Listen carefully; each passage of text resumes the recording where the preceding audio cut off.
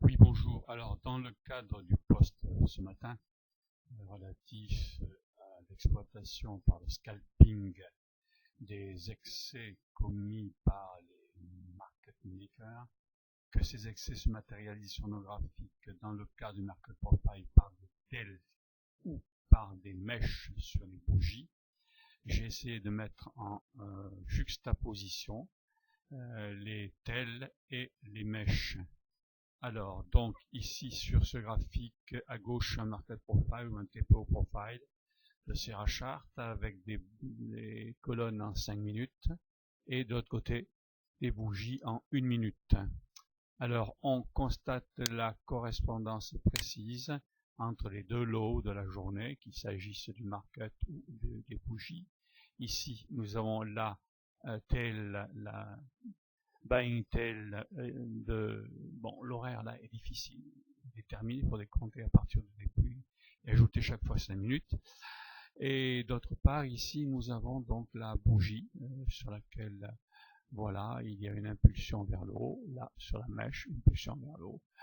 On peut donc combiner ces deux modalités de représentation d'évolution des prix afin de les exploiter au mieux grâce à l'utilisation du countdown timer qui nous permet de nous prépositionner.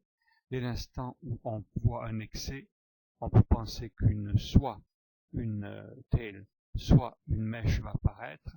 Dans le cas de la tail, eh bien, on se prépositionne avant que celle-ci ne soit matérialisée, en diminuant le risque donc grâce au countdown timer.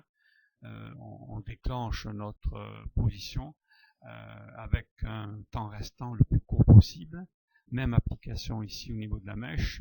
En fait, c'est pas la mèche qu'on va jouer, puisque le rejet sur un niveau donné, ici c'est le bas, bon, c'est normal, mais supposons que ce soit un niveau remarquable, une vallée, pourquoi pas, là ça n'est une en l'occurrence. Eh bien, pour que ce rejet soit confirmé, il faut attendre évidemment l'ouverture de la bougie suivante. Donc, à ce niveau de bougie, on enclenche le countdown timer et dès que nous sommes très près de la fin de la bougie, qui est par ici, lorsqu'il ne manque que quelques secondes, eh bien, on prend le risque de dire, eh bien, voilà, je prends position haussière, par exemple, avant que l'ouverture de cette bougie ne soit constituée. Et tout ceci grâce à l'utilisation du countdown timer.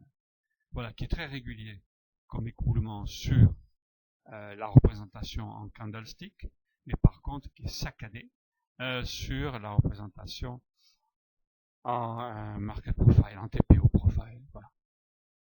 Merci.